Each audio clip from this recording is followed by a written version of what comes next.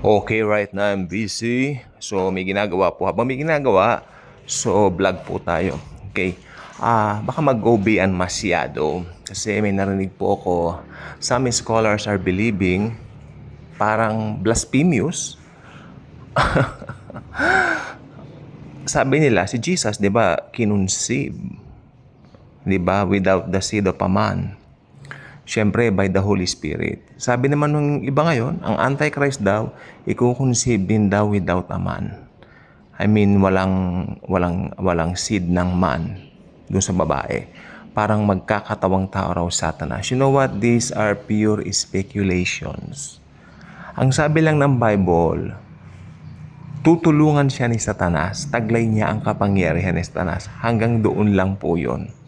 Ako naniniwala ako, yung Antikristo katulad nating tao. 'Di ba? Hindi siya extra something na ganyan. Siya po ay inihahanda ni Satanas. In fact, may theory po, ito pinaniniwalaan ko, hindi niya alam na siya yung Antikristo. Kasi hindi naman sila mahilig sa mga bagay ng Diyos. Yun ang tama. Hindi niya alam na siya ang Antichrist. He don't know. 'Di ba? He don't know na siya pala yun. Kasi ano siya eh, focus siya sa mundo. Gagawin lang niya yung gagawin niya bilang tao. Pero yung pala, pinakamasama na bagay pala yun. Yung kanyang kahihinatnan, kasasadlakan. So yun po yun. Sometimes these scholars nagiging, ewan ko po ba, so minsan yung mga ang Biblia, ganito yan, ang Biblia, huwag mong pasunurin dun sa gusto mo. Sumunod ka rin sa Bible. Kung ano nakalagay doon, doon lang po tayo. If someone's really go beyond that, tapos may magsasabi, kasi nakalagay po talaga millennial reign eh. Tapos sasabihin ng iba, hindi, parang mas marami pa yata eh, di ba? Parang, oh no. Maring magaling sila sa mga ganyan, pero ako sa Bible lang po ako. Sa Bible lang po ako. Pag sinabing millennial reign, that's a 1,000-year-old. 1,000-year reign. Even the old scholars, alam yan, millennial reign. I mean, kasi kapag ipapasok mo, magamat may talino ka to, maybe calculate things, speculate things. Actually, if you know how to calculate things, you know how to speculate also. So, wag ganyan. Hindi ganyan. Go back to the Bible. Yung tayo po ay tayo ang susunod sa Biblia. Huwag mong pasunurin yung Biblia sa gusto mo. The doktrina. Kasi, ayan po ang mahirap. I'm talking about minor doctrines here. Alam po ninyo ang isa sa maganda sa Christianity. Hindi tayo pare-pareho ng mga minor doctrines. And yet, pwede tayo magkasundo-sundo. Naniniwala ako dyan. Kayo naniniwala kayo sa institutional church, right? Right. Ako hindi. Kayo naniniwala kayo may isang tatayong pastor, right? Tapos siya yung maglilid, magmamanipula sa inyo. Naniniwala kayo doon, di ba? Fine. Ako hindi. Hindi. Pero pwede tayong magkasundo. You know what? And you know why? Because of the blood of Jesus. Na-save tayo sa dugo ni Jesus.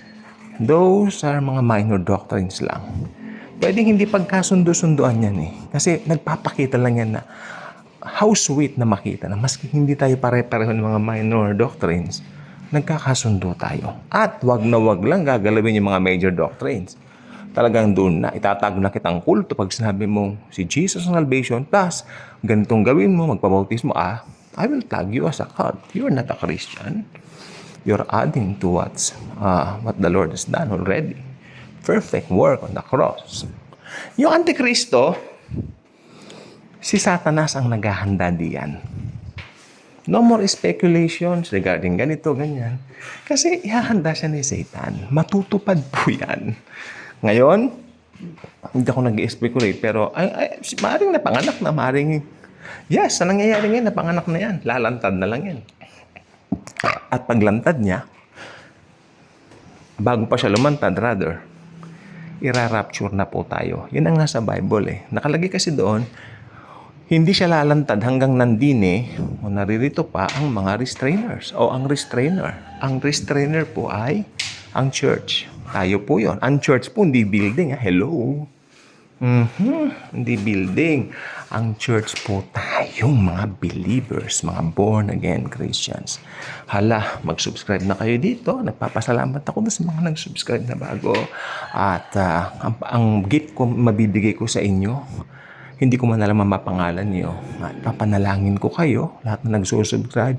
Lord, sasabihin ko, Lord Jesus, bless this person, kung sino man siya. Uulanin siya ng maraming pera, pagpapala. Totoo po yan. Dahil pag Kristiyano ka, we share blessings. Paano yan? By saying it. Death and life is in the power of the tongue. Our tongue is very powerful. So upon proclaiming a blessing, mangyayari po ito. Salamat and thank you. And Jesus truly loves us. So, hi, kakapagod mag-map dito. Okay.